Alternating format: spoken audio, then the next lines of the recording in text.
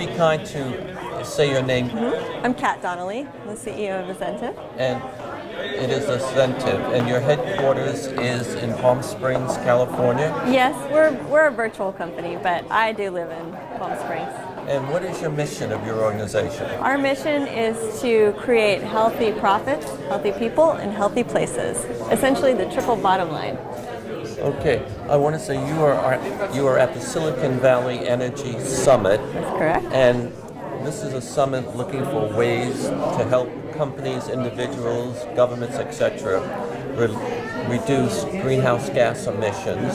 For one main purpose, at least, is to reduce climate change.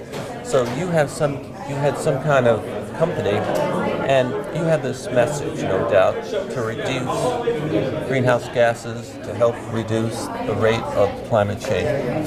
How do you share that message? So we share that message primarily using behavioral change tactics. So it's based exclusively on behavioral science. I believe there are two main ways to drive that message. That is socially. We are social creatures. We do what other people do. So that's very, very important that we drive a social message. And then individually. And so we don't talk about carbon. We don't talk about lowering carbon footprint. We talk about it's the right thing to do. And you're doing it because it's the right thing to do. You care about your future of your family, or maybe you care about your community, or maybe you care about the planet. Okay, so you don't go head forward into the issue. And speaking to you a little earlier, you work with different community organizations. That's right. And you get them excited about sharing the message with their communities. That's right. So we look for organizations that have some kind of shared value, core value, and that it benefits their constituency to do this. And so they're often excited. We don't spread the message because we're not the trusted messenger. We ask them to spread the message, and in their own words, based on their core values. Okay. Now I want to share, behind you is a painting I made, and it's inspired by a plan that Secretary George Shultz put together. He planned, and maybe he was successful in sharing the plan with some members of Congress, and he hoped to share it with the new president, and he thought that Hillary would be the new president. And his plan, he's a conservative, a Republican, and he was hoping the Republicans would become interested in the plan.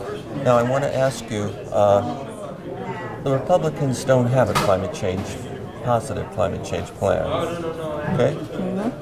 And George's plan encouraged nuclear energy, it encourages new investment in energy efficiency, it includes a tax on carbon, and giving back the tax money to you and me. Is that a plan the Republicans can accept? Well, that's a good question. I think if we frame it in language that, I don't like to think of it as a bipartisan issue, but if we frame it in language that people that are against or don't believe in climate change, and that is, it's good for their pocketbooks. You know, when you're thinking about the business community or the people that are voting for these politicians, if this investment pays back, I don't know, tenfold. I don't actually know the amount that it pays back, but it's a big investment that pays back over time. Okay, good. I agree. Now you're at the Silicon Valley Energy Summit at Stanford. That's right. An annual event. What's the most important insight you've added to your own insights that you acquired here? That's interesting. I enjoyed the financing energy efficiency and financing new technology session a lot. In that session, I learned about taking the externalities of using carbon technologies, carbon-focused energy generating technologies, and selling energy efficiency because you have all kinds of health and other externalities that are very important to the cities and to the local organizations. And there's a lot of positive that comes out of it besides just energy efficiency and saving money.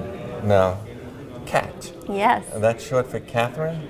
No? Or No. just CAT? I don't even tell you what it's short for. But I want to say, you've been very articulate, and it's been very nice to chat with you. And I want to thank you very much. I hope you come back to Jim Sweeney's Stanford event.